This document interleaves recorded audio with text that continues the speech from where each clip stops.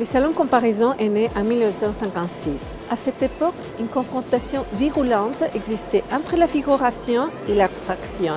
Pour tourner les deux à cette intolérance contraire à l'art, Comparaison est organisée dès sa première édition par groupe qui présentait au grand public les différentes tendances de l'art actuel.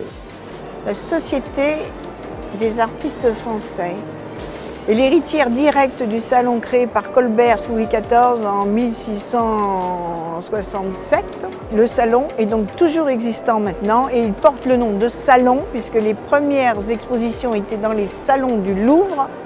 Et c'est là que ce nom est devenu un nom courant maintenant pour les expositions d'art et c'est généralisé actuellement. Alors, nous sommes devant le salon du dessin de la peinture à l'eau, 70 ans qu'il existe.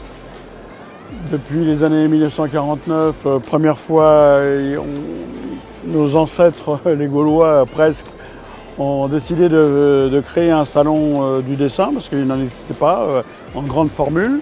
Gros succès, l'année d'après 50, ils se disent on va faire avec la peinture à l'eau, tout ce qui existait à l'époque en peinture à l'eau, gros succès. Et en 51, ils ont créé le salon du dessin de la peinture à l'eau, tout naturellement, ce qui nous permet pendant 3 ans de fêter nos 70 ans. Nous sommes précisément sur le salon des indépendants. Son histoire est fabuleuse puisqu'elle a été créée en 1884. Le principe est basé sur ni récompense ni juré. Voilà. Puisque c'est à la suite du salon des refusés, on les appelait comme ça, qui permettait à tous les gens de pouvoir s'extraire de ce jury. Et ça a permis de faire émerger énormément d'artistes connus comme Monet, Manet, qui ont été les précurseurs, Pissarro, Sisley, énormément de personnes. Donc on garde cet état d'esprit qui permet à beaucoup de gens de leur laisser la chance de pouvoir montrer leurs œuvres. Voilà. Comparaison présente 27 groupes, composés par 20 artistes chacun. Chaque groupe présente une sensibilité différente, des tendances différentes de l'art actuel. Il y a aussi 3 groupes par zone géographique, la Chine, le Japon et l'Amérique latine. Ici, actuellement, pour le dernier Art Capital, nous avons plus de 600 toiles et 37 nationalités différentes. Les indépendants s'ouvrent dans toutes les disciplines. Vous avez pu voir du street art, il y a du pop art aussi au niveau de la sculpture. Voilà. Alors il y a aux artistes français 650 artistes exposants. Les peintres ont simplement une œuvre, de préférence des grands formats puisque c'est la tradition du salon.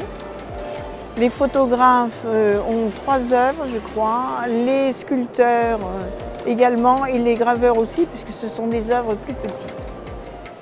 À Peinture à l'eau, salon Peinture à l'eau, il y a environ 600 artistes, 1000 tableaux, 1000 œuvres, un peu moins de 30% d'étrangers vivant hors de nos frontières.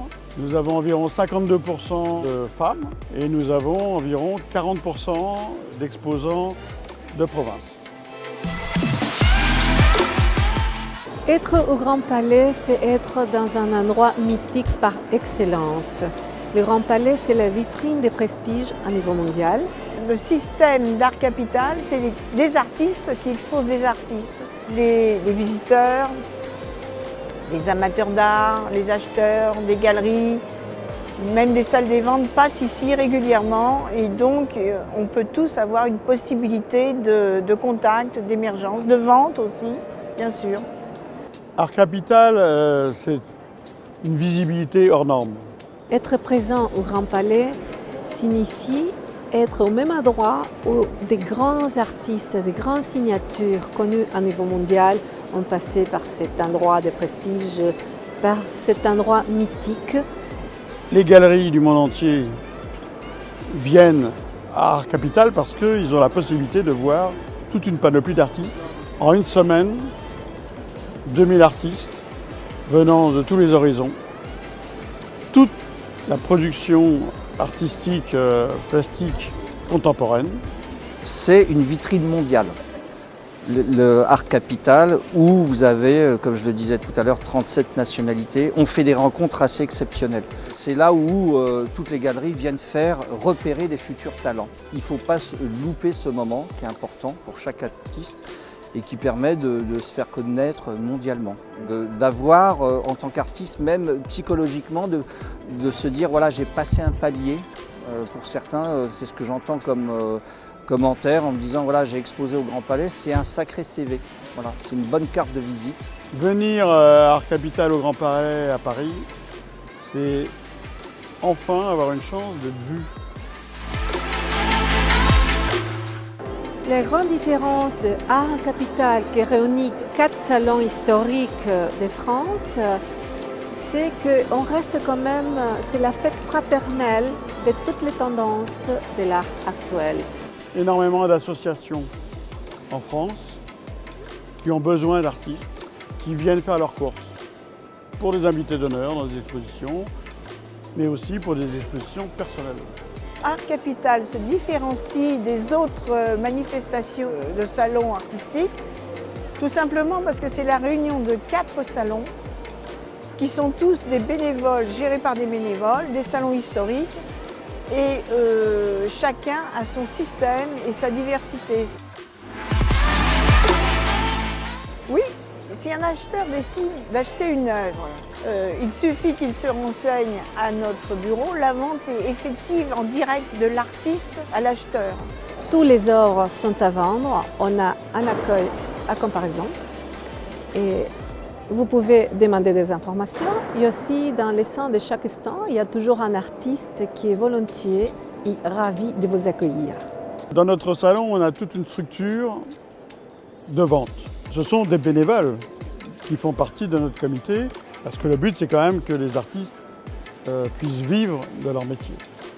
Une personne, un visiteur qui est intéressé par une œuvre, donc il la repère lui-même, de toute façon, et il va voir toutes les personnes qui travaillent à l'accueil pour avoir les références de l'œuvre. Ensuite, il l'achète et on lui livre chez lui. L'année prochaine, nous serons dans ce fameux Grand Palais éphémère. C'est un futur formidable, ça va être une opportunité énorme. Ce monument, on va dire, éphémère est construit conjointement avec la culture du Grand Palais, mais aussi les Jeux Olympiques. Et je pense que ça va donner un élan international énorme.